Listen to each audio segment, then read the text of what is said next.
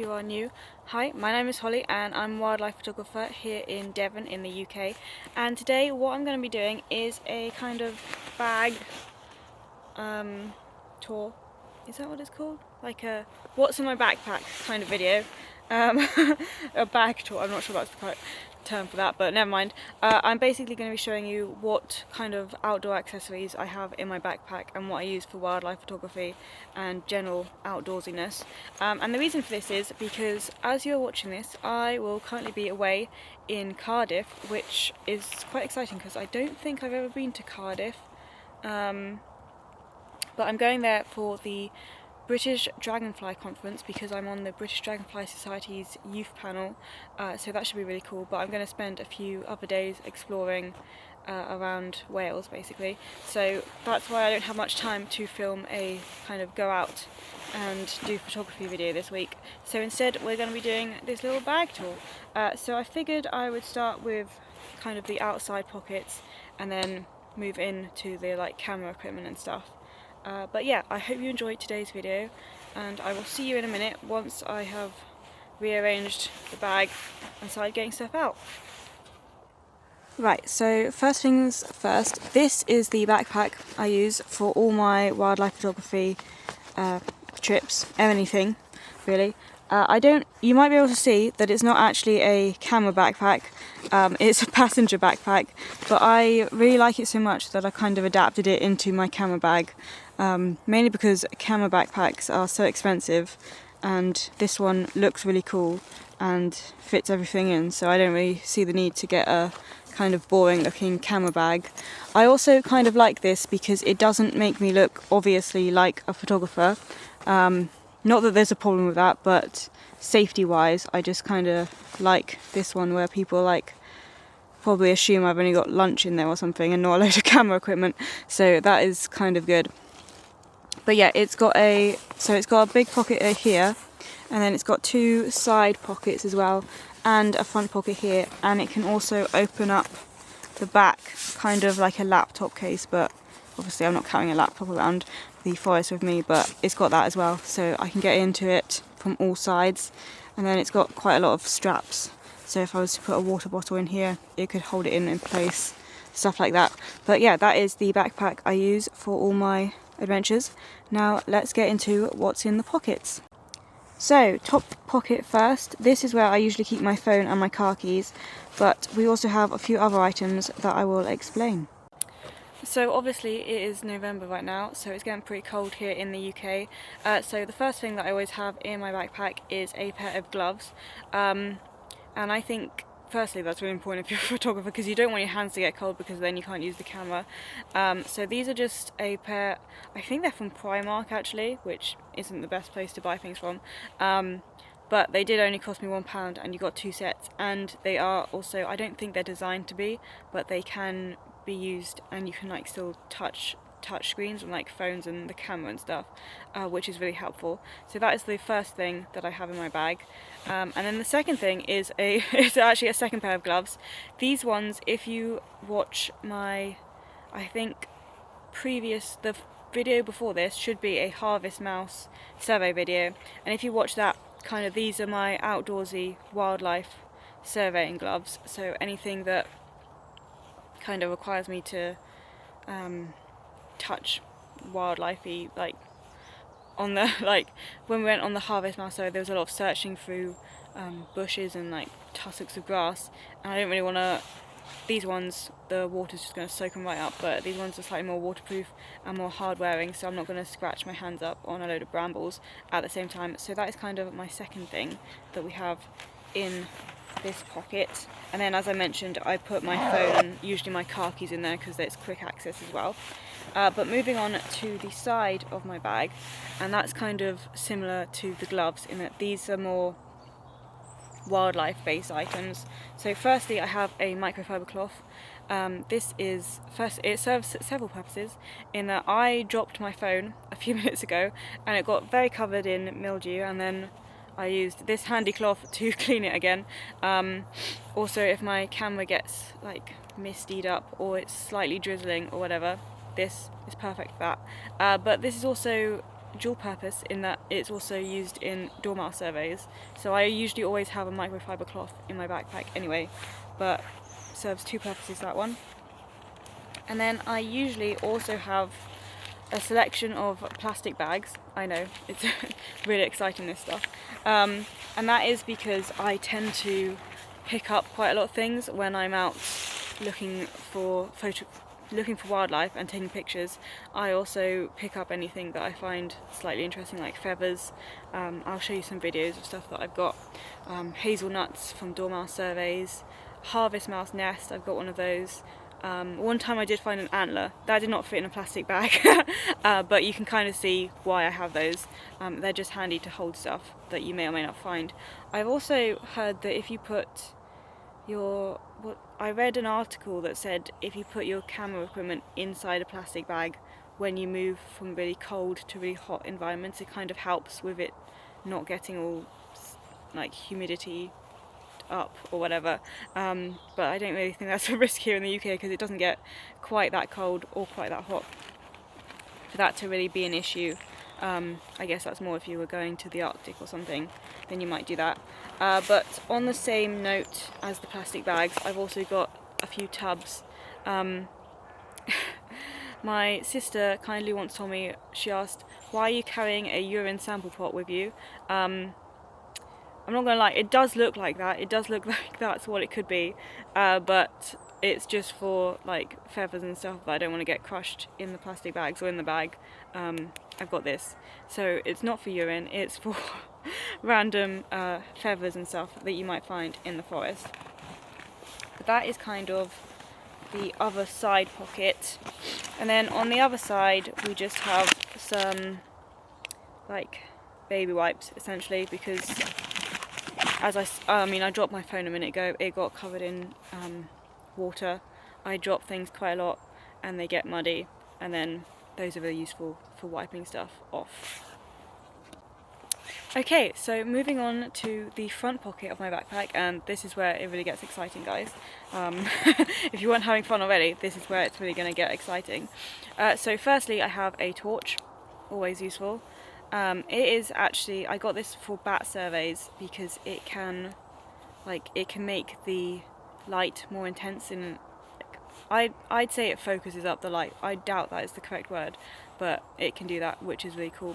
But yeah, always have a torch. Even though there is a torch on my phone, you don't know if that will last, so I always have a torch as well in my backpack. I also used to have a head torch until very recently, when I put new batteries in it and it just didn't turn on. So I'm currently waiting to get a new one, but yeah, I used to have a head torch as well, which was more useful in a sense that I didn't have to hold it and I could still hold my camera and stuff, but always have some type of torch with me.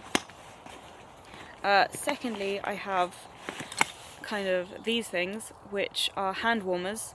So they're reusable ones, so essentially there's like a little silver disc that's floating about in here, and you kind of press that and it sets off some type of, I don't know how they work, but it sets off a chemical reaction that makes it warm for 10 to 15 minutes, and then you boil them in water and they go back to this again, and you can reuse them again and again. So I have some of those, and they're really, I don't carry them around in summer, but in winter those are really good, especially if your hands get cold even though you're wearing gloves, and you can't really warm them back up again. One of those and you're ready to start photographing stuff again. I also have a funky little, it's a universal all-weather notebook. I'm not entirely sure how well that really works, because I haven't, I mean, how waterproof can a notebook really be, but but if I ever want to make some notes or see something cool, or I want to track how many things I've seen, that's what I use. And I've got some pencils floating around in here as well. And then I've also got this fun little notepad or note flicky card thing. And this is actually if we go back to the first page, it is Chris Bray's photography course, which is what I did when I first started doing wildlife photography. It is basically a free online YouTube video course by Chris Bray, who is an amazing wildlife photographer, and it basically goes through all the different camera settings, composition, stuff like that for wildlife photography. And you can get a little book and this little flicky card thing that kind of give a quick kind of demo of all the different things to consider and all the different settings and what they mean. And I just keep that in my backpack all the time, just in case just in case I ever forget about lighting or shutter speed. I can look at this real quick and know what I'm doing. And it is on a fun little clip thing as well, that's useful. And then on the other side of that, which I just stuck to the clip the other day, is a very fun accessory, and if you're in the UK you probably own some type of variation on this. It is a tick remover. And there's actually two things that I carry in my bag for ticks. I've also got this, which is a lint roller, that's like a travel size one. And that may sound a bit extreme, however, I will tell you a story that still haunts me. Earlier this summer, we were on a dormouse survey, and we went through quite high grass. It was about June, July time, and the grass was quite high. And we walked through from one box to another, and when we got to the second box, I kind of turned to the ecologist who was with us, and my friend, and I said, "There is some ticks on your legs." And then she kind of looked at me and she goes, "There's some ticks on you as well." And we kind of both looked down in like horror at the same time, and she was ahead of me, so we reckon that she walked through like a tick nest or whatever they're called, and there was so many of them. It was the worst thing that I have ever seen. And we were out in the very middle of this field, and there's not much we could have done aside from like slapping at our legs and our trousers to try and get them off. And I realised in that moment that a lint roller would have been so useful, because that, you could have just lint rolled them all off and they would have been gone.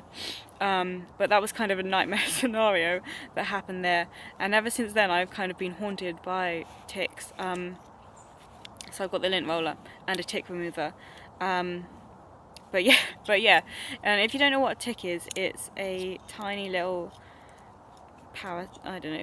parasite thing, mite thing. Anyway, they basically bite you and then suck your blood, and then you have to kind of remove them. If you have pets, you'll probably have seen one before. But they're quite common in the summertime here. And you don't usually walk through a nest of them and then end up with hundreds of them on your legs.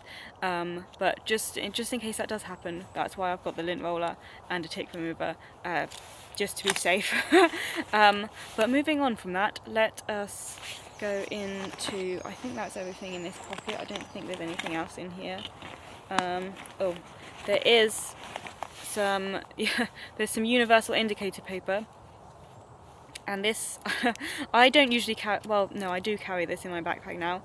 I didn't used to, and it's not necessary for anything really. However, a few years ago, I was reading a lot about ants, because I'd found quite a lot of redwood ants in a nature reserve near where I lived. And I was reading about them, and it said that they spray formic acid, which if you hold up a piece of universal indicator paper to it, the indicator paper will turn pink, which I thought was really cool, and I obviously wanted to go and find that out for myself. And so I got some of this on Amazon, and now I've got like 10 sets of this tiny paper. But now I just keep it in my backpack, just in case I ever want to do the experiment again. I've got it ready to go. Or I guess I could just test random things for pH levels now. But that is why that is in the backpack. Okay, so moving on to kind of the centre, the big bit of my bag, and where I keep my camera and things. First thing is we have this little case, which is just an Eastpak little bag. But this carries all kind of my camera accessories, as well as the camera that I'm currently filming on, and my GoPro as well is in here. GoPro. And it also has all my spare SD cards. I always carry at least one spare SD card, mainly because I'm really scared of it crashing, and so oftentimes I'll use one to start with, and then halfway through a photography trip, if I'm taking good pictures, I'll swap it out for the other one, just in case one of them crashes, then at least I have some pictures. If they both crash, then there's probably an issue going on there that's bigger than the SD cards, and it's probably something to do with my camera, but I always have a spare one. So I keep all my SD cards in this very professional looking SD card case. This is Pusheen, the cat, if you are unfamiliar. But yeah, I have quite a lot of spare SD cards in here, and I just carry them in this backpack inside this other bag, just in case one of them breaks, then I have a spare. I haven't had a main camera SD card kind of break on me. However, I did have a micro SD card in the GoPro the other week. It just stopped working, and I put it in the computer later on, and it just did not want to function at all. So I kind of lost a little bit of footage there. But the good news is I had another spare one when I was out there in the field, so I could just replace it, and I did still get some footage, so that was good. And then finally, in this bag, we have my camera bag, which is in another bag. So because this isn't a professional camera bag, it doesn't have any kind of protective lining or protectiveness, unlike camera bags do. So I have a kind of a low pro carry-on camera bag that I put inside the backpack.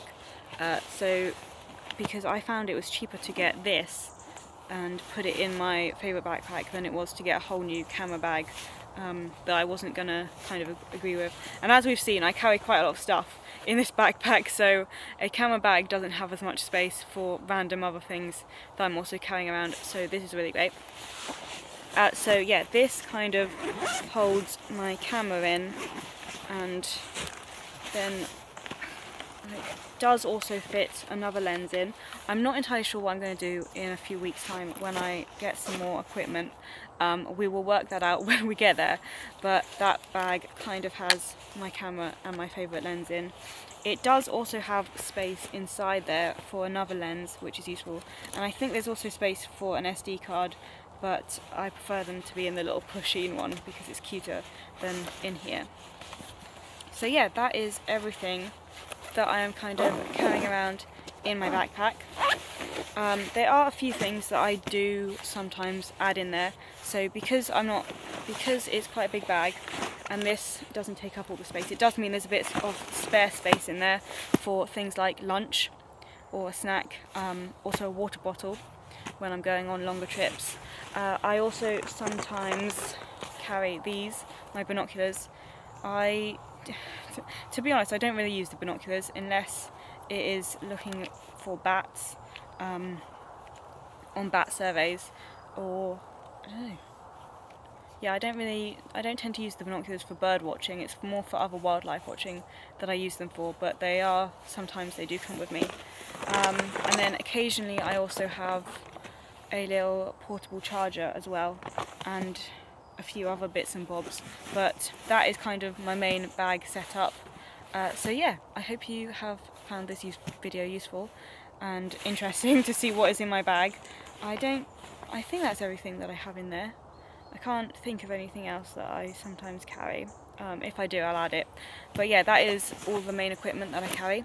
And so I hope you found this video useful, and there'll be a new video up this coming Wednesday of my trip to Cardiff, hopefully, and we'll be able to see that. But yeah, for now, I will see you all next week for a new video. So until then, goodbye.